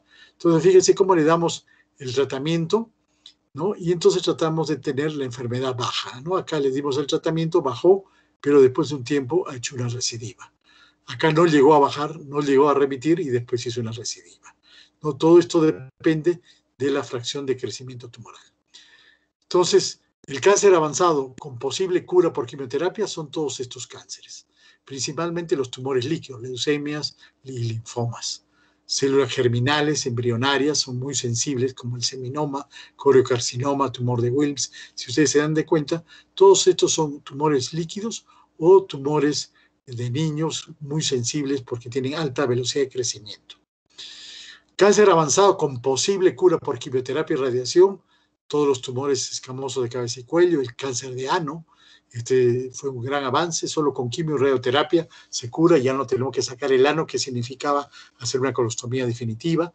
En este grupo de cáncer avanzado con posible cura por quimio y radiación se encuentra el cáncer de mama y cuello uterino, dos de los principales cánceres de la mujer, cáncer de pulmón no pequeñas células y células pequeñas, cáncer con posible cura de quimioterapia como ayudante a la cirugía. Es importante operar, pero la quimioterapia ayuda a consolidar el tratamiento.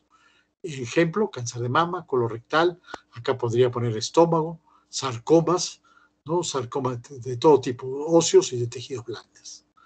Y cáncer con posible cura con altas dosis de quimioterapia con soporte de células madre. Es decir, cánceres más agresivos que necesitamos tomar mucha quimioterapia que va a destruir la médula ósea y después tenemos que rescatarlo con células madre o trasplante de médula. Especialmente leucemias y linfomas y mieloides agresivos que no ceden al tratamiento normal.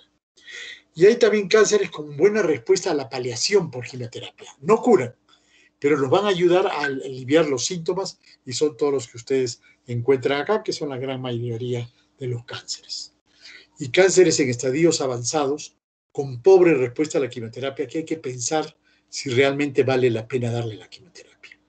Especialmente cáncer de páncreas, neoplasias del tracto biliar, carcinoma de tiroides, cáncer de vulva, tumor de células no pequeñas avanzado, cáncer de próstata, melanoma y carcinoma hepatocelular. Estos tumores son muy poco sensibles a la quimioterapia y la esperanza son las drogas inmunológicas y biológicas que las van a ver con otro profesor, como los anticuerpos monoclonales o los inhibidores de la tirosina quinasa, las pequeñas moléculas. ¿Cómo valoramos la respuesta? Para eso tenemos que echar mano a dos cosas. Vamos a ver, espérate, ¿cómo es esto? Sí. Vamos a hablar ahora de dos cosas, la escala de Karnofsky y ECOG y que nos mide el estado del paciente y el tamaño tumoral, RECIST. La mezcla de cómo está el paciente y el tamaño tumoral es lo que nos permite decir si hagamos la quimioterapia o paremos de hacer la quimioterapia. En primer lugar, el tamaño del tumor se mide por un sistema que se llama RECIST, que mide la respuesta al tumor. Y decimos que es una respuesta parcial cuando hemos dado nuestro tratamiento y ha disminuido por lo menos 50% en el área bidimensional del tumor. Los tumores tienen largo y ancho. Si el tumor medía 5 por 5 centímetros y yo le doy quimioterapia y después de mi ciclo de quimioterapia el tumor ya mide la mitad, de 5 ha bajado a 2.5, quiere decir que es una respuesta parcial. Pero si después de darle la quimioterapia yo ya no encuentro el tumor, es una respuesta completa. Ha desaparecido todo el tumor. No tengo que cantar victoria. Generalmente vamos a hacer biopsia donde estaba para ver si realmente lo que vemos con los ojos, con los medios de diagnóstico es verdad. La histología no nos tiene que comprobar. Y por otro lado, esa es respuesta parcial y respuesta completa, pero puede haber progresión de la enfermedad. Yo le empiezo a dar quimioterapia en mi tumor de 5x5 y a los tercer siglo evalúo y resulta que ha aumentado el tamaño o han aparecido otras lesiones. Entonces eso quiere decir que la enfermedad ha progresado, que mi tratamiento no está funcionando, que tengo que cambiar de quimioterapia o de estrategia. Mi enfermedad estable es que después de darle un número de quimioterapia yo lo evalúo y no ha habido cambio alguno, que también eso hay que interpretarlo, puede ser un éxito si no queremos que el tumor crezca mucho o puede ser un fracaso si estamos esperando que el tumor disminuya de tamaño para hacer otro tratamiento. La escala de Karnofsky, al igual que la ECOG, son parecidas. Vamos a ver las dos. Lo que nos piden principalmente es el estado funcional del paciente, es decir, cómo se encuentra nuestro paciente. Entonces, del equilibrio de lo que voy a ganar con la quimioterapia y el estado de mi paciente, yo voy a decidir qué tratamiento le voy a dar. Entonces, la escala de Karnofsky voy a utilizar en Estados Unidos es del 100 a 0. 0 cuando el paciente está muerto. 100 cuando el paciente está normal, sin alteraciones, sin evidencia de enfermedad. Le hemos hecho una tomografía y le hemos encontrado un nodulito en el pulmón, pero no siente nada, no tiene ni tos. Entonces, de 10 a 80, 80, 90 y 10, el paciente es capaz de desarrollar su actividad y trabajo normal. No se da cuenta prácticamente que está enfermo, desarrolla todas sus actividades sin síntomas o tiene pequeños síntomas que no le interfieren en su actividad normal, ¿no? Este es 80%. De 70 a 50, el paciente es incapaz de trabajar o capaz de desenvolverse en la casa, atiende la mayoría de sus necesidades personales y es necesario un grado de asistencia variable, ¿no? Él hace cierto trabajo, pero se cansa, tiene más síntomas, requiere ayuda ocasional, ¿no? Y cuando ya está a 50 ya tiene requiere considerable ayuda para levantarse, para ir al baño, etc. Y de 40 a 0, la cosa es más grave, ya es incapaz de realizar cuidados personales, tienen la necesidad de cuidados hospitalarios o institucionales y la enfermedad con rápida progresión. En 40 el paciente es incapaz, requiere cuidados especiales y ayuda, en 10 ya está moribundo, 20 la enfermedad está muy grave, ¿no? Prácticamente necesita tratamiento activo y soporte, y 30 la incapacidad grave, hospitalización indicada, aunque la muerte no sea inminente, ¿no? Entonces, de esta manera podemos ver cómo se mantiene el paciente. La escala de Koch, que también se utiliza mucho y que, por ejemplo, nosotros lo usamos en el hospital, es similar al otro, también mide el estado funcional o desempeño físico del paciente, pero de una manera más simple. Los americanos siempre son más complicados, los europeos son mucho más simples. 0 es totalmente asintomático, al revés de Karnofsky, ¿no? Que Karnofsky 0 es muerte, aquí el paciente que está muerto prácticamente es 5, ¿no? O 4, ¿no? Entonces 0 es totalmente asintomático. 1 presenta síntomas que le impiden realizar trabajos arduos, pero se desempeña normalmente. 2 no es capaz de desempeñar ningún trabajo. Se encuentra con síntomas, lo obliga a permanecer mucho tiempo en la cama, más del 50% del día está en la cama. 3 necesita estar en la cama más la mitad del día, pero es por la presencia de síntomas, y necesita ayuda para sus actividades. Y 4, ya el paciente está postrado, está en cama permanentemente, necesita que le pasen todas las cosas, no puede hacer sus actividades, ¿no? Y 5, ya el paciente fallece. Entonces, son dos maneras para medir el estado funcional del paciente: el Koch y la escala de Karnofsky. Esto es lo que le decía el criterio RESIST, una repetición de lo anterior: respuesta completa cuando no ha quedado nada de enfermedad visible o medible por imágenes, ¿no? Respuesta parcial, ha disminuido al menos el 30% de la suma de todos los diámetros, otros dicen 50%. Enfermedad estable, aumento en menos del 20%, ¿no? Y enfermedad, pequeñas respuestas, aumento hasta el 20% en los respuesta parcial, y enfermedad estable la que no cumple criterios anteriores. Y en las lesiones dianas, las lesiones objetivos, ¿no? Pero también hay otras lesiones no dianas que avalan también la respuesta, ¿no? Entonces vemos que la célula tumoral la podemos destruir por varios mecanismos. La quimioterapia puede eliminar los vasos sanguíneos para que no le llegue alimentos, para que no salgan las sustancias tóxicas y se muera. Puede detener la división celular cuando drogas que actúan en el ciclo celular. Puede producir la muerte espontánea, la apoptosis. Y también la quimioterapia impide la división celular al alterar la estructura de las células, ¿no? Entonces, estos mecanismos son el resumen de cómo actúa la quimioterapia en las células tumorales. De acuerdo a esto, los medicamentos oncológicos de quimioterapia se pueden clasificar de la siguiente manera: quimioterapia convencional, pequeñas moléculas, no observación empírica, actúa sobre la estructura del DNA durante la mitosis y tiene agentes específicos. Son moléculas pequeñas o biológicas como anticuerpos monoclonales o citocinas que actúan sobre una molécula en específico. Por eso se les dicen blanco específicos, a diferencia de la quimioterapia que actúa en otro lugar. La terapia hormonal también es otra forma de luchar contra el cáncer, y la terapia biológica, que como les digo ya la van a ver principalmente en otra clase. Acá tienen ejemplos de terapia biológica, y esto es donde quería llegar: la clasificación de los citostáticos, es decir, de los quimioterápicos, según la fase del ciclo celular. Acá vemos que hay agentes específicos de la fase del ciclo celular y agentes específicos de fase del ciclo celular. Es decir, en esta fase del ciclo celular van a actuar estas drogas, ¿no? Dependiente de G1, la asparaginasa; dependiente de la fase de síntomas, los más potentes, ¿no? Acá está la prednisona, hidroxiurea, metrotexate. Dependiente de G2, la blomicina. Dependiente de la fase de mitosis, todos los alcaloides de la vinca, vincristina, vimblastina, vindecina y los topóxidos, ¿no? Todos van a actuar en la fase de mitosis. Agentes específicos de la fase del ciclo celular, los agentes alquilantes. Busulfán, ciclofosfamida, melphalan son alquilantes. Y los antibióticos antitumorales también. Las nitrosúreas, como la carmustina, la lomustina, son agentes específicos de la fase del ciclo celular, y misceláneos, la dacarbazina y el cisplatino. Acá tienen lo mismo, un poco más desarrollado. Los agentes alquilantes son los que se van a unir y van a producir radicales alquiles, son todas estas sustancias, y van a detener el ciclo celular. Se van a producir alteraciones en el DNA que no van a permitir que se complete el ciclo celular, ¿no? Acá tienen cómo actúan, por ejemplo, van a hacer que se una este CH2, va a robar el nitrógeno de acá y va a formar una nueva molécula. Y esto va a ser inactivo, no va a permitir que se siga creciendo el ciclo celular. Entonces, los principales son la procarbacila y la carbacila, la temosolamida, las sales de platino, cisplatino, carboplatino, oxaliplatino, y cada uno va a tener su indicación especial. Otro tipo de citostáticos son los antimetabolitos. Los antimetabolitos pueden ser análogos al ácido fólico, análogos a las purinas o análogos a las pirimidinas. El ejemplo más claro de estos es el metrotexate, de los análogos de la purina, la mercaptopurina, y de los análogos de las pirimidinas, el 5-fluoracilo.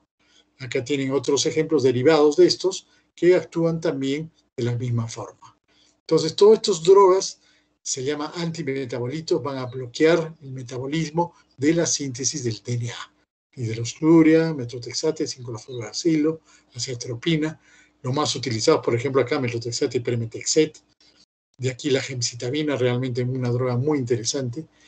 También los citostáticos pueden actuar como antimetabolitos, ya habíamos estado viendo, ¿no? Como estos mismos, y estos son otra serie de antimetabolitos que al unirse van a evitar que se siga formando el ciclo celular. También tenemos algunos antibióticos que actúan como citostáticos. Por ejemplo, la antraciclina, que se van a meter en el ciclo celular y lo van a destruir. Son muy poderosos, pero también muy tóxicos, ¿no? Se intercalan en los pares de bases, en los círculos menores del DNA, y ahí producen mucho daño que evitan que se siga ensamblando el DNA. Bleomicina, doxorubicina, mitomicina, etoposio, topotecan, irinotecan, mitosantrona. Poderosos quimioterápicos también con muchos efectos colaterales. Y también hay antimitóticos que van a inhibir la mitosis, ya lo habíamos visto en el primer slide. Los derivados de la vinca, vincristina, vinblastina y vinorelbina. ¿Qué van a hacer? Van a evitar que los cromosomas se alineen en el ecuador y migren al uso acromático de los polos, que es lo que tienen que hacer para que se divida la célula.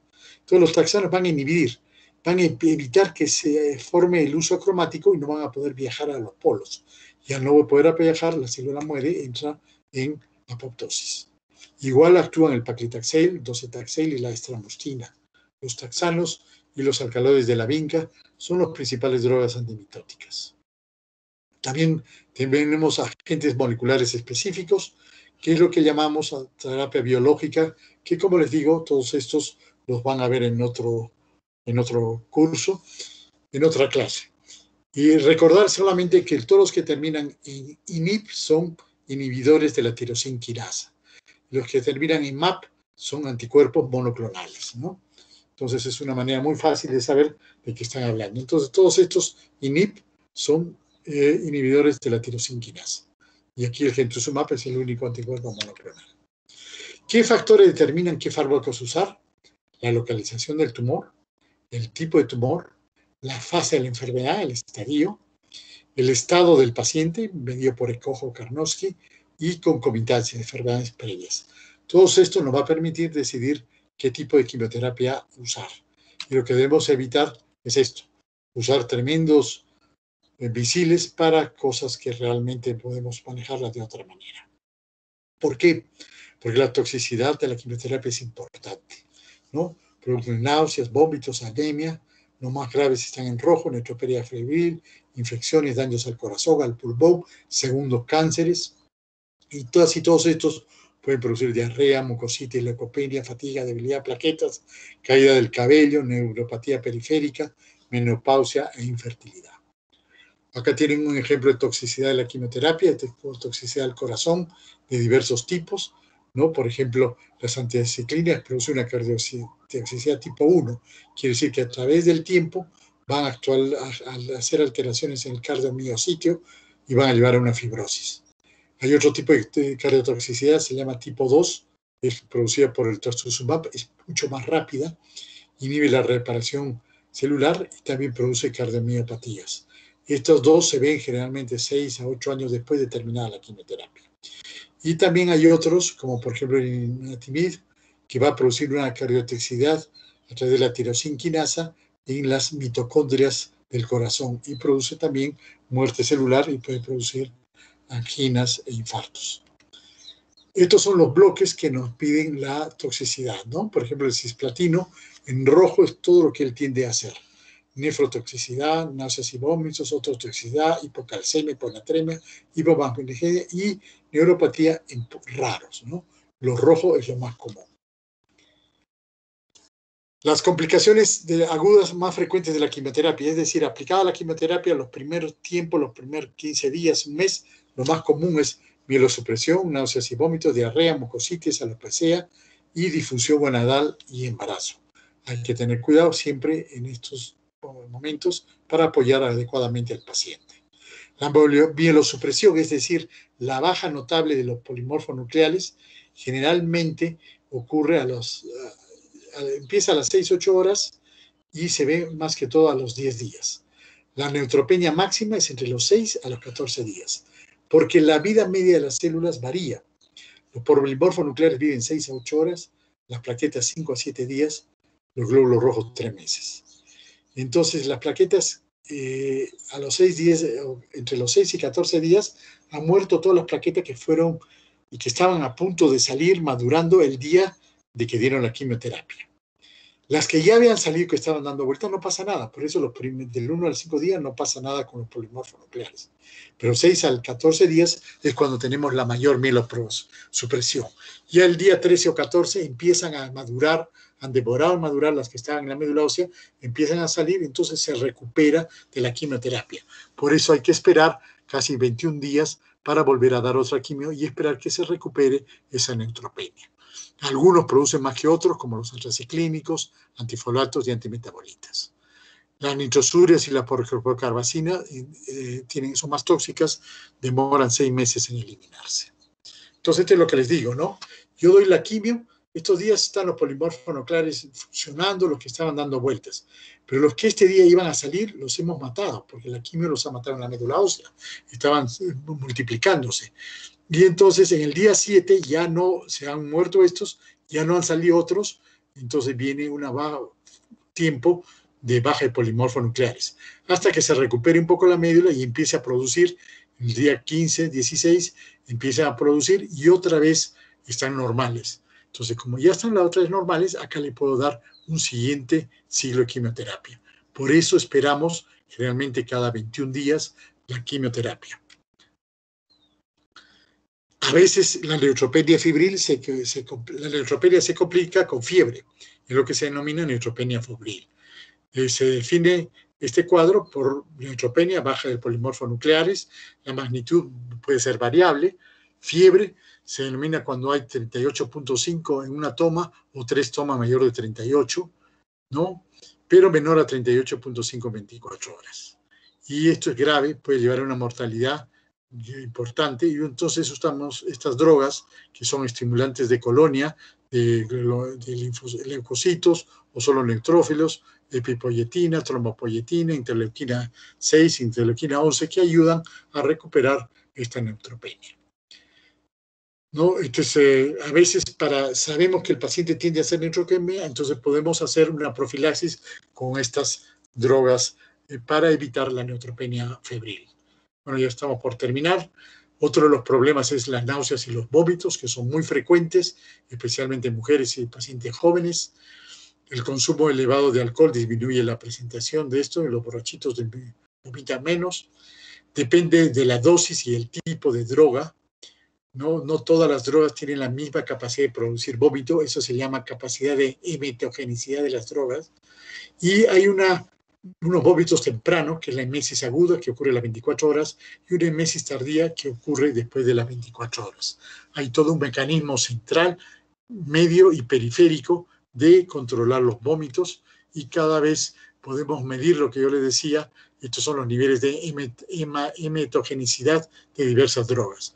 Hay unas drogas que producen muchos vómitos, que son estas: carboplatino, cisplatino, ciclofosfamida, dacarbazida, y otras que casi no producen vómitos: bevacizumab, bleomicina, busulfán, vinclostina, vinorelbina. Estos tienen un nivel 2 y un nivel intermedio. De acuerdo a la droga, yo voy a tener que dar mis tratamientos antinauseosos. Las drogas antinauseosas tienen que trabajar en los 3 niveles. La quimioterapia actúa en nivel central, y a nivel del tronco, ¿no?, del centro del gatillo del vómito, y a nivel periférico. Por eso usamos 3 tipos de bloqueo para controlar los vómitos. Felizmente hay drogas muy eficientes que pueden controlar todo esto. Uno de ellos son los cetrones, son los antagonistas de la 5-hidroxitriptamina, ondansetron, granisetron, dolasetron, tropacetrón y palonosetron. La diferencia es la potencia. El más suave es el ondansetron y el más fuerte, el más potente es el palonosetron. La piedra angular de la profilaxis de la quimioterapia es muy útil. Tienen efectos colaterales, sí, como todo, ¿no? Pero esos son muy útiles. Y también tenemos los antagonistas del receptor de la neurocinina 1. Este es un poderoso antiemético que se complementa mucho con los antagonistas 5-hidroxitriptamina, y entonces van a bloquear los antieméticos 5-hidroxitriptamina actúan en este nivel.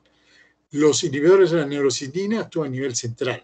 Y también hay otros que actúan a nivel periférico, por ejemplo, la dexametasona. Entonces, la mezcla de estos 3 nos ayudan a controlar muy bien los vómitos. Corticoides, antagonistas del receptor de la neurocinina y antagonistas de la 5-hidroxitriptamina son los principales agentes antieméticos, ¿no? Entonces, todos estos nos ayudan, y es importante entender la inmunidad, y acá entramos a otro capítulo que van a ver sobre inmunidad del cáncer. Esto es muy importante entenderlo porque complementa la acción de la quimioterapia.